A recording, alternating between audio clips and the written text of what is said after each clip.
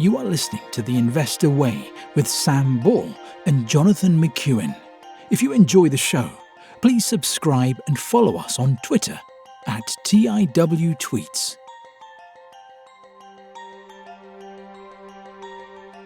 Hello, welcome to the Investor Way with me, Sam Ball. It's the 1st of January 2025, and we are recording our fantasy portfolio episode this week. I'm joined today, obviously, by my co-host, John McEwen, as usual. So we're just going to be catching up on the fantasy portfolio. I have released all the previous episodes prior to this podcast for anyone who wants to catch up or hasn't listened before. But basically, on the first, I think the end of the first calendar year of us creating the podcast, way back when in was it 2021, I think we did a 1 million. 2020. Was it 2020? It Oh was, my. yeah. It was just, I think it was sort of autumn, winter 2020. Oh, right. So his performance is, oh, it's just 5 years now. Oh wow. Yeah. Right, well, okay. Well, anyway, so when we first started the podcast, we did a £1 million fantasy portfolio, which we discussed our reasons for what we were investing in. We've caught up with it once a year, made any tweaks, seen how it was doing, and we're just doing that episode. So I'll just run through. So probably firstly, it makes sense to start with our benchmark. So we used the iShares MSCI All World Index. So for the last 12 months, the index is up 17% and it's up 39.43% since we started the portfolio. In terms of our own performance, we will go through stock by stock, but just to give the overall figure, we're up 14.75%, so we're down 2.25% compared to the index. And overall, for the whole period, we're up 31.13%, which is down 8.3% compared to the index. In terms of our own performance, it is quite, I think it's quite a conservative portfolio for especially for anyone who's listened before. So we kind of did 20% commodities, or we aimed for about 20% commodities. It was then originally about 40% index funds and then another 40% individual stocks. So because of that, it was going to be a bit harder than to outperform potentially than if we'd just picked individual stocks alone. However, we tried to hedge a bit with the commodities for any downturns, but then also it did just give us a bit more downside protection, which has probably worked quite nicely in some years. So with that in mind, I actually think 14.75% compared to 17 for the world index, given what's in the portfolio, I actually think is pretty good and I'm pretty happy with it. And we don't track it compared to the FTSE, but I'm pretty sure it will comfortably outperform the FTSE for both the last year and the period. John, do you have anything else before I dive in terms of the performance compared to our benchmark or underperformance? Well, no, I don't. It certainly is a difficult benchmark to beat. I think the only other thing I would add is, apart from the individual stocks that we have, the commodities and the Bitcoin, we did take different percentages of those different indexes from around the world, rather than just having, a baseline of, the all world index according to market cap. So it's different in that sense, even in the part, in the index part of our portfolio. Yeah, so it's probably worth going into that a bit further. But yeah, so the world index is now about 70% US, I think, 60, 70%, something like that. Ours is a lot lower. So yeah, so we were originally 8% S&P 500, and then probably about 20% of the individual stocks were US listed. So we probably, I'd say about 28% historically. So around 30% historically has been invested in the US compared to a much higher percent for the index. So essentially, any year where the US does really well, we will probably underperform unless we have done exceptionally well picking stocks, just because of how much more weighted it is. So I think with that in mind, considering this is intended to be a UK portfolio, and like I say, we've underperformed the world index, but will have smashed the FTSE. I think 14.75% is pretty decent. Yeah, no, I'd It's agree. I think it would be interesting, and we haven't actually done this calculation, but would be to work out what percentage of the portfolio is actually UK listed, because I know within those individual stocks, we've got a lot of UK companies there. we do, yeah. So I mean, we could work it out. So I've got the weight for each one actually. Oh, that's it. I Very just easy. need And to, you've got an Excel document open in front of you. yeah. So I just need to. So I'm not going to include 27.5% 0.59% of the individual portfolio is in individual UK stocks, which is probably the highest allocation of anything. So I think yeah, so we're about 27% UK. However, there's also LVMH, which is listed. I don't know if it's in France. Yeah. And then we've got individual US stocks. We've only got like 10% in US stocks actually, excluding Individually. the Yeah. index. So actually it's cool. Yeah. Yeah, so we've done quite well actually, considering how low the US listings, how few US listings we've actually got. So I'll go through the year performance and I'll also do the cumulative performance for each item. And as in previous years, anywhere I'm thinking that I'd want to put it on the list to get rid of or add, I'll just mention at the time for us to then discuss at the end once we've got the full list, if you're happy with that, John. Yeah, sounds good. So, top of the list, we start with our commodities. So, we included Bitcoin as a commodity way back when in 2020, and we bought 1.29 Bitcoin when we first created the portfolio, and we have never trimmed it, and we put 2.5% in. That is currently worth 95,500. It's up 113% for 2024 and it's up 282% overall. I'd like to put this on the list to discuss trimming it. We'll discuss it. We'll discuss it. I will go into my reasons and thoughts, but it's more of a rebalancing issue because we are now 7% Bitcoin in this portfolio because of how well it's performed, which is a nice problem to have, but Mm, 7% seems like quite a lot. That being mm, said, it's driven quite a lot of our mm. performance this year, so we do owe it quite a lot. Mm. Next, we have Bloomberg Commodity. So we have a cost basis of 120,000 and it's up 5.96% for the year and 53% for the period overall. And it now has a weight of 14% in our portfolio. I would propose just leaving this as it is. We have trimmed it already in the past, and I'm quite happy with it at 14%. I wouldn't want to take it lower unless you have any desire to trim it, John. No, absolutely not. Okay, that was easy. So I think we've mentioned at the beginning we were aiming for around 20% commodities, including the Bitcoin. So the Bitcoin and the commodities index is currently at 21.37% combined. We'll now move on to the index fund, which is probably just worth a sweeping comment now. So for all the index funds, my proposal is to leave them as they are. Yeah, Yeah, perfect. we'll Right, in that case, run through the performance, but yes, perfect. I would agree with you there. Yeah, so for the index funds, we put 80,000 pretty much into all of them, which was about an 8% allocation each. So FTSE Developed Asia Pacific, that is down 6.5% for the year and nearly 12% since inception. That is now worth 70,000 and makes up 5.37% of the portfolio. FTSE Developed Europe, excluding UK, that is up 2.69% for the year and 27.82% since inception and is now worth 102,000 and that now makes up 7.8% of the portfolio. S&P 500 index, that is up 26.23% for the year and 81.52% since inception and that is now worth 145,000 and makes up 11% of the portfolio. MSCI Japan index, that is up 8% for the year and 19% since inception, and that is now worth 95,000 and makes up 7% of the portfolio. Emerging markets index is up 9% for the year and 6.5% overall, and that is now worth 85,000 and makes up 6.5% of the portfolio.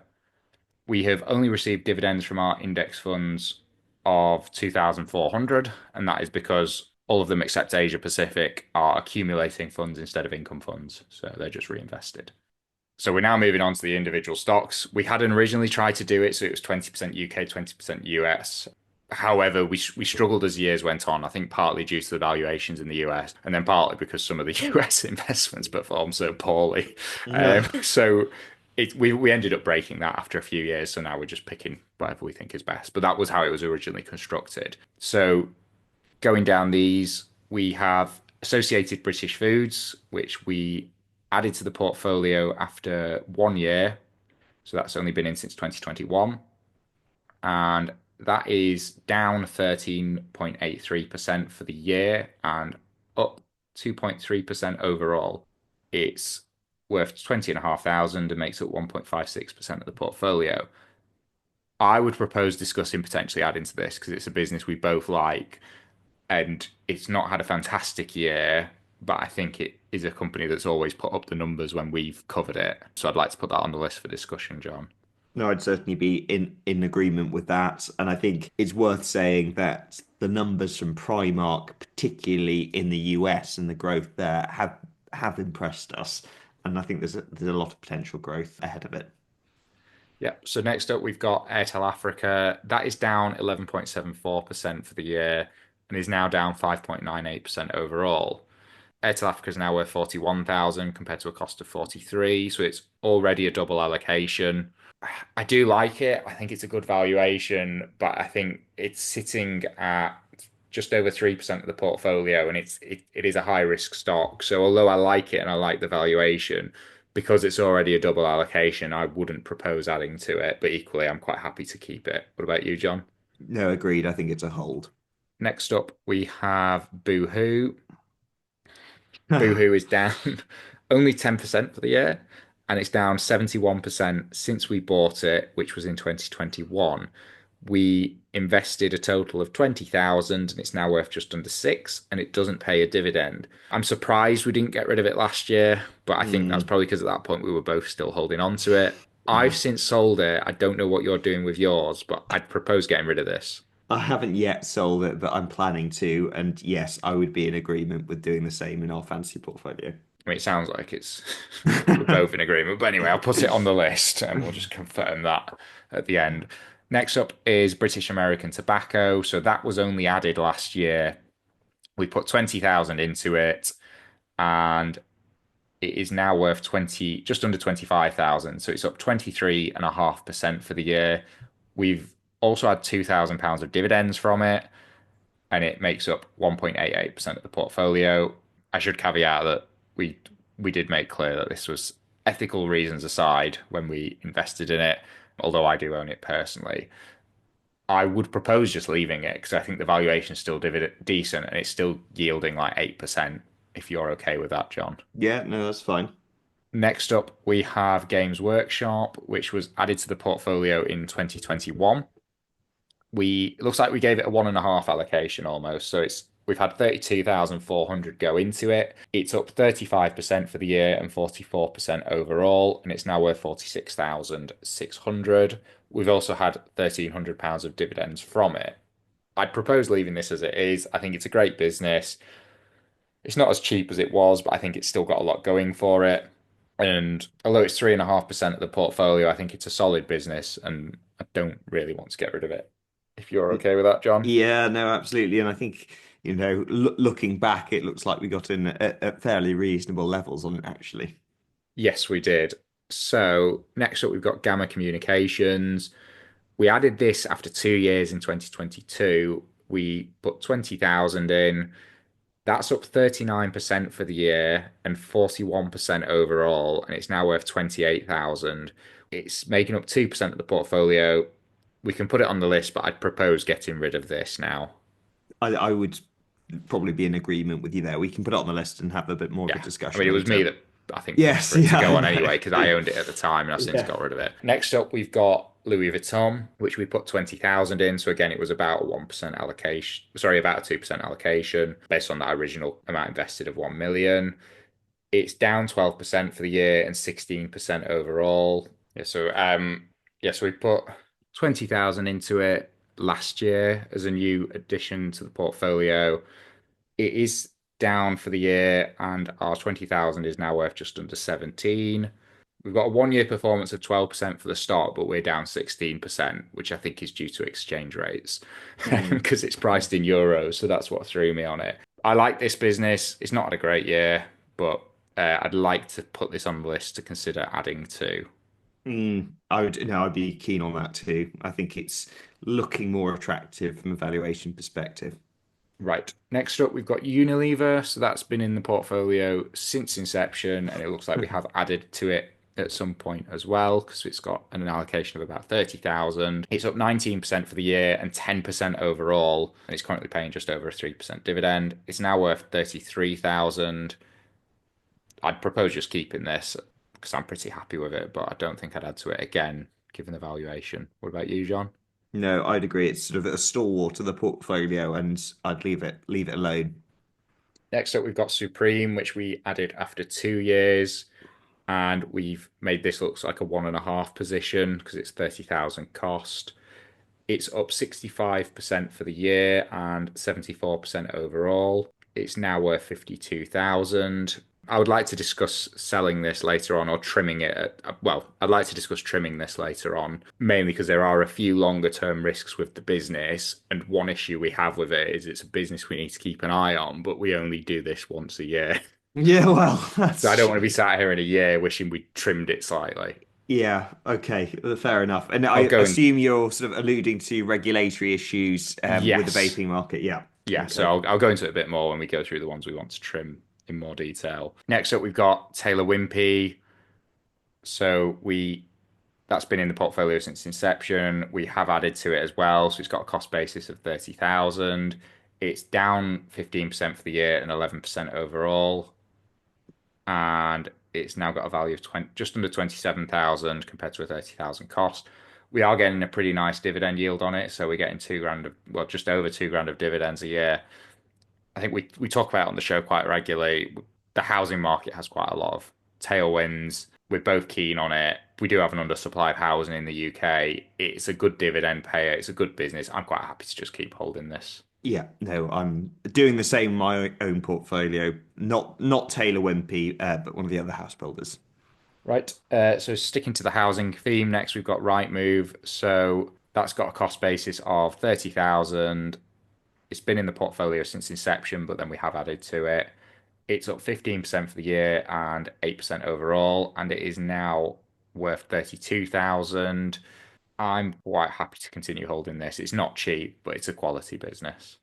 Yeah, I would agree with you, and I think you saw that with the potential or the discussions that were happening in the press in terms of the potential acquisition earlier in the year. Well, actually, now last year, and actually all of the investment case that we'd made for it being made, and actually even with the premium that was being offered, it wasn't enough.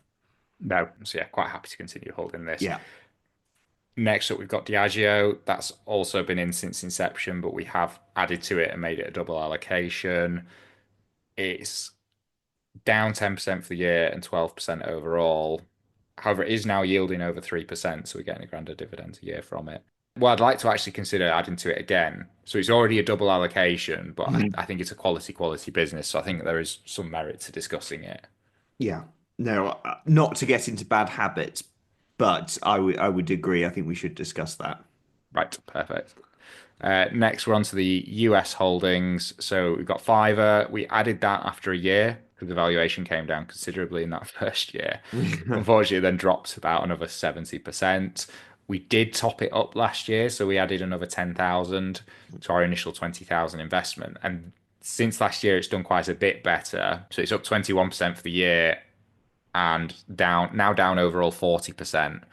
It's still pretty cheap, so I think I'd consider well, I'd like to leave this be, but that's subject to a wider discussion, which I think we're going to get into about potentially adding Upwork into the portfolio, either as well or instead, Yeah. if you're okay with that. No, I'm fine with that. I mean, in my own portfolio, I have both Fiverr and Upwork. So, As do I. yes. So yeah, we Right. can talk about that basket. Okay. Next up, we've got Etsy. So it's been in the portfolio since inception. We have also added to it, although not a huge amount Mm, because, well, partly due to performance. So it's got a cost base of 27,000. It is down 35% for the year and it's now down 60% overall. I did consider putting this on the potential list to discuss, but I mm, think having added to it already and it then mm. having continued to perform poorly, although I think the valuation is extremely attractive, I think it's just not worth getting into the habit because you can add all Yeah. the way to zero. So although I like the valuation, I think unless we see some kind of positive performance in the next year, I don't think we should throw good money after bad potentially. Although I do Sounds sen- like it. sounds sensible. At least not in our fantasy portfolio. Absolutely, I'll leave that to my real portfolio. Next up, we've got PayPal. So that was added to the portfolio after 2 years. It's got a £20,000 cost basis, and that is up 39% for the year and 15.5% overall. So that's now worth 23,000. I think it's still pretty reasonably priced. I think we were unfortunately a bit early getting into it Yeah. because it had a bad first year. Well, bad first year. However, we only get the chance to add once a year, and it was at an attractive valuation at that point. It's now at just under, well, it's at 1.76% weighting. So I think I'd just leave it as it is, actually. I feel like we've missed the boat to add to it when it was cheaper, and I'm quite happy with the weighting now. So I'd just leave that one and see how it goes. Fine. It's one. I mean, it's one of your picks, and I'm happy with that. That's fine. Next up, we've got Kraft Heinz. So that's been in the portfolio since inception. £20,000 cost. It's down 19.5% in the year, but it's only down 5.5% overall. It does Yeah. pay a 5% dividend. So we are probably up when you include the dividends we've had over the Yeah. years. If we've had four or five, so if we've had 4 or 5% a year, so we've not actually done terribly on it. So it's worth 19,000 compared to a £20,000 cost, but that excludes the dividends. I'd like to put this on discussion to consider selling it at this point because it has had 5 years, Yeah, no, it's 4 years. fair for having discussion about it. It has been underperforming relative to the rest of the market.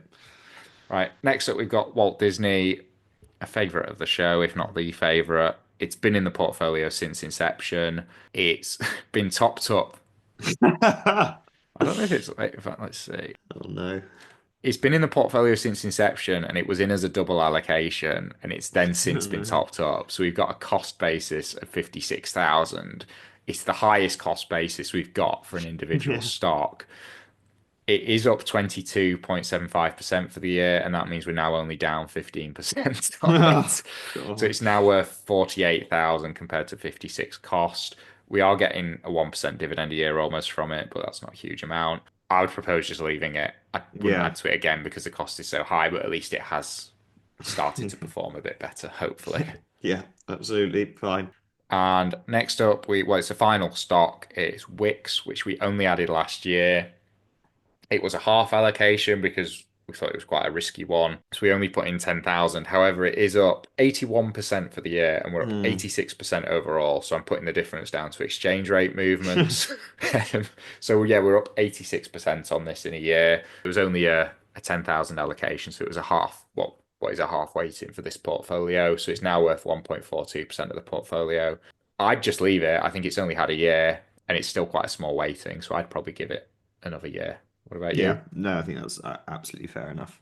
Unfortunately, I did actually sell this myself because I owned it personally, and I sold it to buy a car. But so and most of that increase has I think happened since I sold it. Unfortunately, Yeah, and you could have had a better car now. I could have had a much better car, yeah.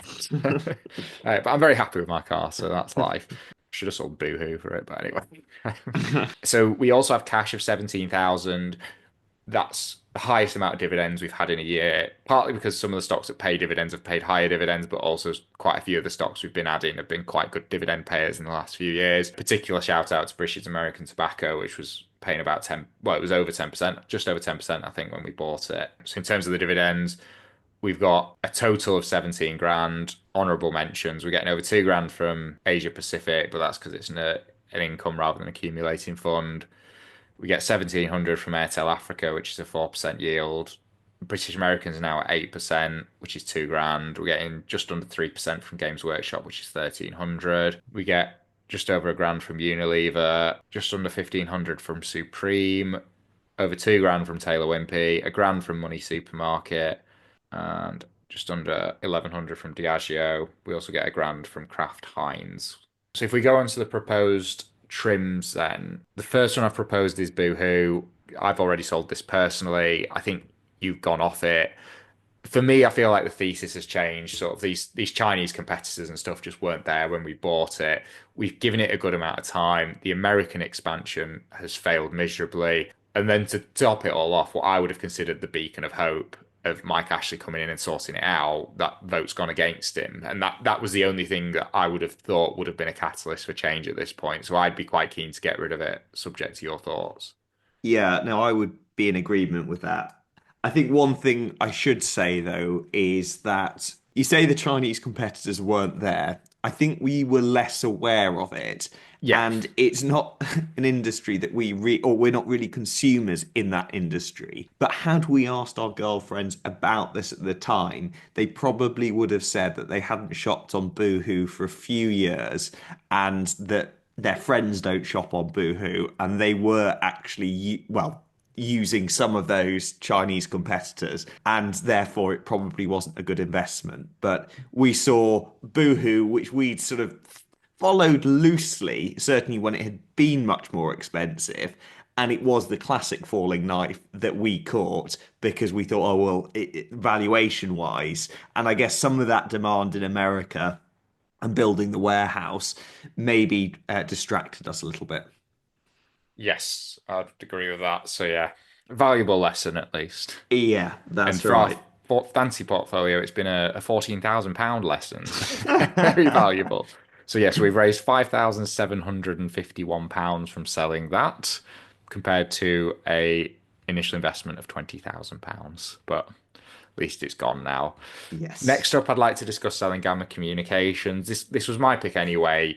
We are actually up quite nicely on it. So we're up 41% overall on it. It's been in for 3 years. I've sold it myself personally at a similar price. And I think the main issue for me is just the more I've followed the business, the more I've realized that I just don't actually understand it well enough. Although it has performed well, and it from everything I see, it seems like a quality business, but I don't have any way of assessing how well, firstly, I struggle to understand how the technology works, but then I don't really have any way of assessing how sustainable their competitive advantage is. So I just want to sell it, not because it's a bad business, but because it's done quite well and it's a business that I just don't fully understand. No, fine. I will be in agreement for those reasons too. Lovely. So that raises £28,228. Next one I'd like to discuss is Bitcoin. So Bitcoin's done incredibly well. So it's up over 100%. It's up 280% overall for the since we bought it at inception. We have previously trimmed the commodity index when that was roaring away. And I think with Bitcoin now at over 7% of the portfolio compared to a 2.5% initial cost, what I would propose is because we bought 1.29 instead of one, just because we wanted to put 25,000 in because that was 2.5%. So we ended up with 1.29. I would trim it down to one whole Bitcoin and then just leave that and see how it goes. Mm, That would be my suggestion, subject to your thoughts. yeah, it's a tricky one. I think there's more of a bull case now for Bitcoin than when we first bought it. And to me, I'd be inclined just to keep the whole thing and just let it run. And we'll see where it goes. I think when you've got the Trump administration coming in, the talk about sort of, I suppose, regulation and giving it more legitimacy as well. I think this is all very supportive for it. So actually, with the cost that we got in at, despite the volatility, I would probably just hold the full amount.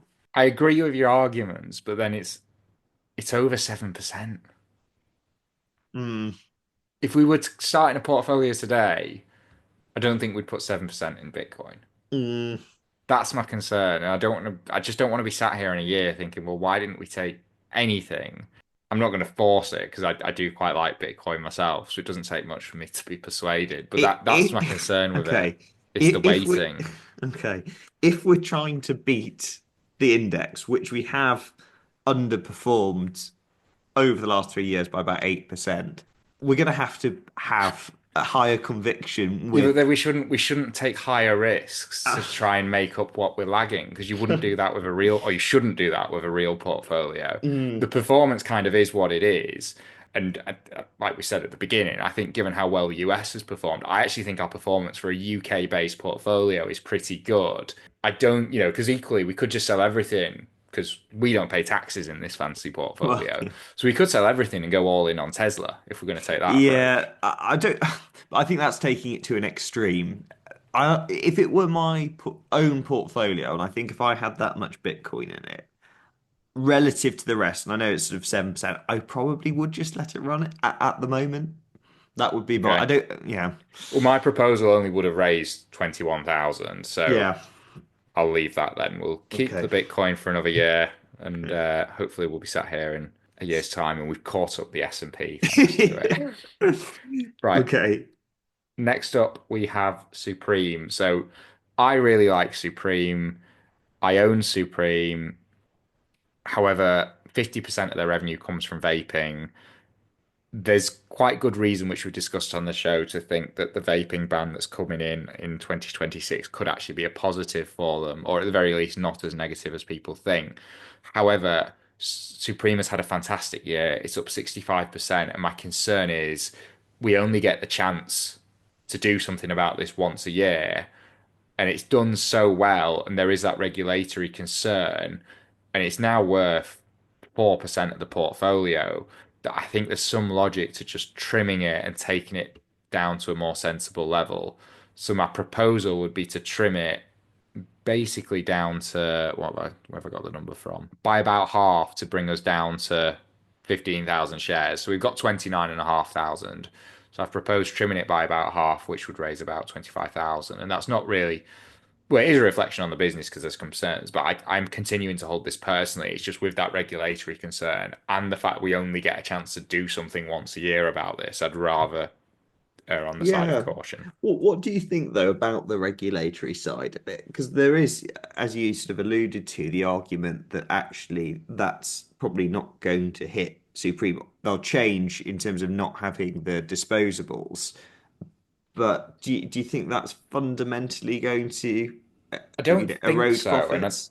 I don't think so. But the issue is, I just it is a complete unknown, and at Mm, 4%, it just makes me a bit uncomfortable. And again, it's a similar argument to Bitcoin, where I mm, wouldn't put it at 4% if we started again today. So what trimming it would do is it would take it back down to about 2%, which is I'm mm. quite happy with that. So I don't want to get rid of it, and I'm continuing to hold it personally. If we check this in, to be honest, if we checked in every 3 months with this, which I think there's very good reasons that we should not do, because I think only being able to do it once a year has probably improved the performance. Because I think if we'd been allowed to tamper with it, we would have actually done worse. Yeah, But if we did check in with it every 3 months, I'd probably want to keep the whole amount because I think you've yeah. got more chance in the run up to kind of assess the situation and what's happening and what the data's saying or what's going on politically. Whereas we don't Mm, have that, and we'll be there in a year where basically kind of the day the vaping is it 1st of Jan next year, or I don't remember exactly when it is, but basically just mm. before the ban is coming in is our next chance to sell it, and by then it might be too late. Yeah. No, no, fair enough. And I think there's also always the concern that someone could come in politically and bring in additional legislation that we've not Yeah. even considered.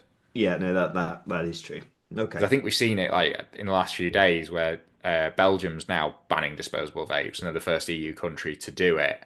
And there is a bit of a change in the sentiment towards vaping now. So I just think selling's probably sensible. Fine. Yeah, that's okay. Okay, so we'll trim that, and that will raise £25,691 and take us back down pretty much to it'll still be about 2%. Next up, we have Kraft Heinz. I'd like to consider selling this, partly because it's been in 4 years and hasn't really done very much, but we've had Unilever in the same amount of time, and Unilever's now starting to come good. In this time on the show, we've been following other businesses that I think have consistently performed better than Kraft Heinz. But then also there's the issue that I don't think we really follow Kraft Heinz a huge amount. I think in the last 12 months, I'm not sure if we've actually covered it on the show. I can't Yeah. remember. Um, Yeah. I think it's been a laggard for a while. There has been endless talk of turnaround over the last 5 years. Nothing's really happened. Revenue has gone down. So yeah, I'm not going to fight you on that. that will raise £18,941. And when added to our 17,315 cash from the dividends, that gives us just under £96,000 to play with for reinvestment. So, in terms of what I'd like to consider reinvesting in, we're not going to be able to do all of them. Ones I'd like to consider, I've got 8 for the list. So, we've got Associated British Foods, Louis Vuitton, Money Supermarket, Diageo, and then in terms of so those would be top ups for existing positions, and then for new positions, I'd like to consider YouGov Fevertree, Supermarket Income REIT, and Upwork. So I don't know if we may as well just start at the top. So I've got Associated British Foods first on the list. It's difficult because we've only got 96,000 to play with, but It's only a 2% allocation on a cost basis, which now down to 1.56%. We've never added to it, and I think it's a business that I think we actually like this business more than when we first put it in Yes. I don't three think when years we, ago. I think we haven't necessarily appreciated the American side and I guess some of the growth story there. Yeah, so I'd probably just increase it by 10,000. It seems quite Yeah. simplistic, but yeah, I think there's a Yeah, lot no, to like. that I agree.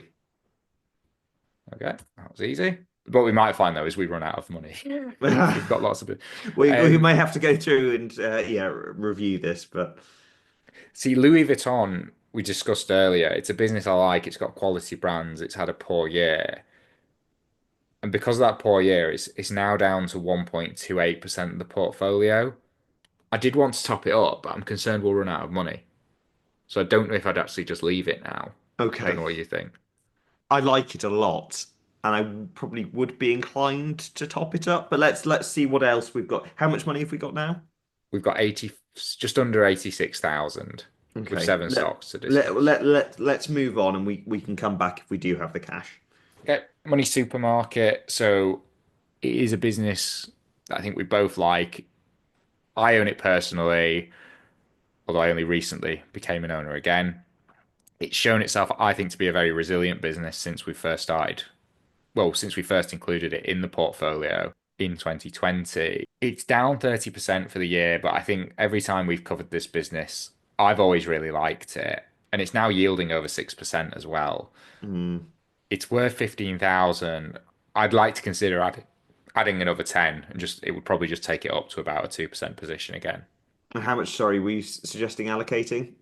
So we've already got Or how much more were you suggesting? 10? another 10? 10,000, so it would take it up to a 2% position basically. Mm. Yeah, no, I think again, I think that's reasonable. Okay. I could leave it if you want, if you're not that keen, and come back at the end like we said with Louis Vuitton. We'll see. I think 10 for money is probably reasonable. Okay.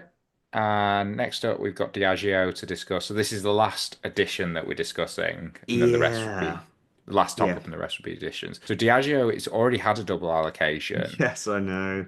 It's not performed terribly. Well, it has performed badly, but it's we've put in 40,000. It's now worth 35, and we're getting a grand a year of dividends. So we haven't done terribly from it, as in we've not lost a huge amount. And it's a business we both like.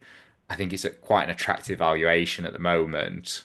Although we thought that last year, I think we added to it last year as well. Let me just check. Yeah, we added to it last year. That was when we made it a double allocation.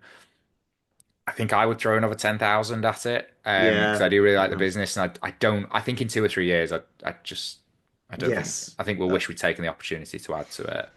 Yeah. And I think because it's got so many quality brands, I don't view it the same as, for example, topping up Etsy like we discussed before. I think there's a lot more downside protection with Diageo.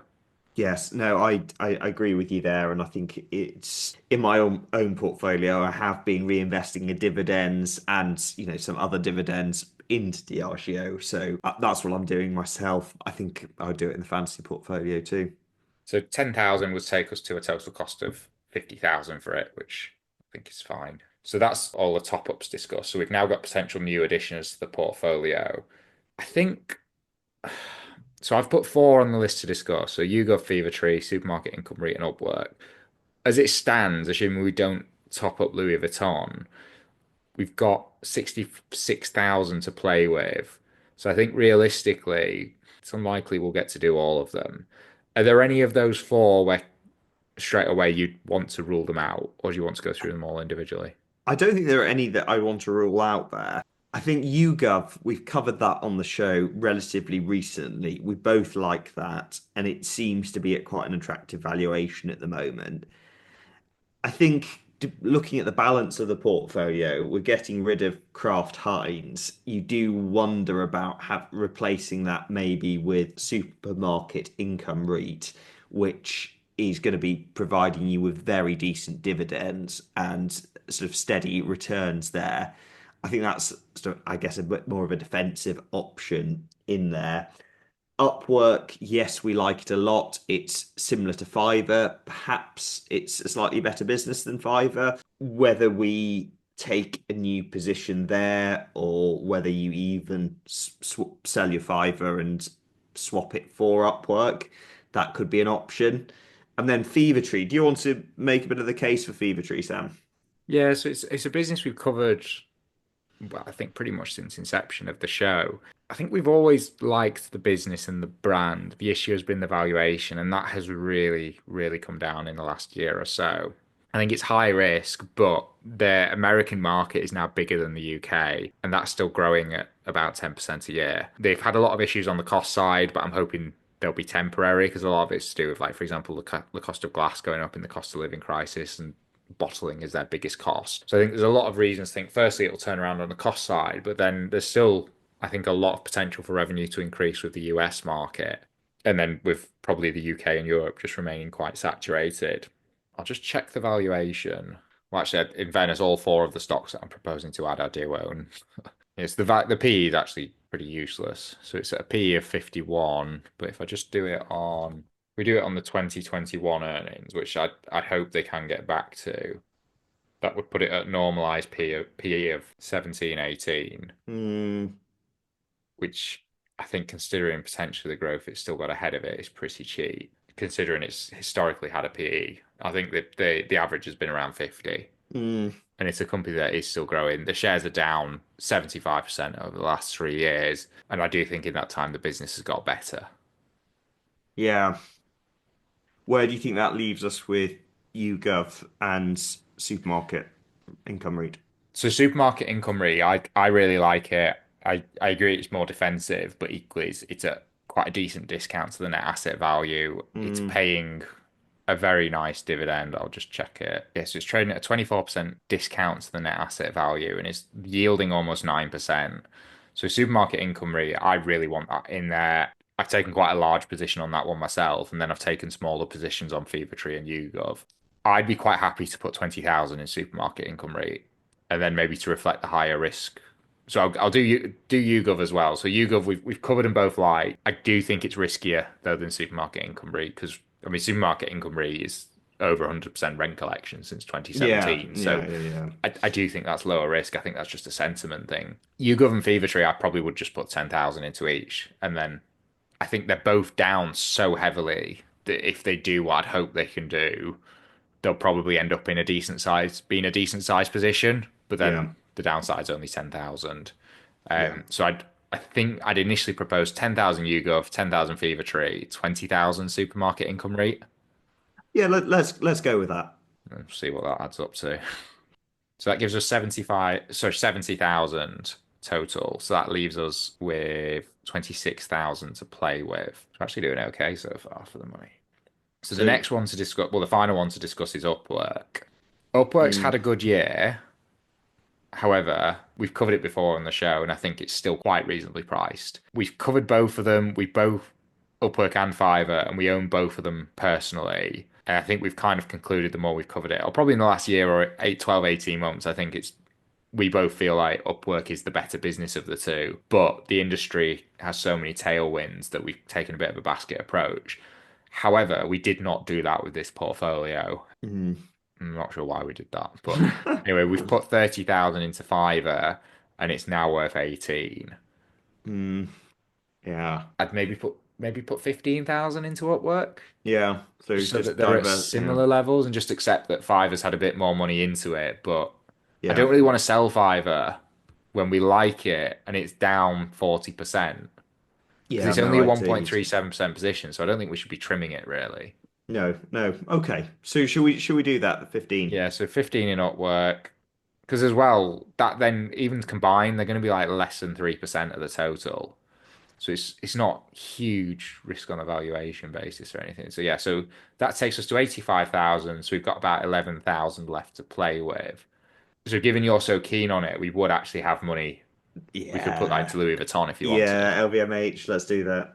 So that would give us 10,929 to go into Louis Vuitton as well. So just to confirm the proposals, we're proposing selling Boohoo in its entirety, selling Gamma in its entirety, trimming Supreme by £25,691, selling Kraft Heinz in its entirety, and then taking the cash from the dividends as well. The money would then be used to top up Associated British Foods by 10,000, top up Louis Vuitton by 10,929, top up Money Supermarket by 10,000, top up Diageo by 10,000, start a £10,000 new position in YouGov, start a £10,000 new position in Fevertree, start a £20,000 new position in Supermarket Income REIT, and start a £15,000 new position in Upwork, if you're happy with that. Sounds good to me. Right. And then hopefully the Bitcoin 7% position going into 2025 is enough for us to catch up the MSCI World Index. Absolutely. Right. I think that's everything, unless there's anything you want to add. No, I think that is everything. Thank you very much for listening, and we'll see you again in a year's time. Well, hopefully next week, but we'll see you for the fantasy Hopefully next in a week, year. but the fantasy in a year's time. Right. See you next week. See you next week. Thank you for listening to The Investor Way. To get in touch, please follow us on Twitter at TIWTweets. This podcast is for entertainment purposes only and does not constitute financial advice. Neither Sam nor Jonathan are financial advisors. For investment advice, please consult professional advisors.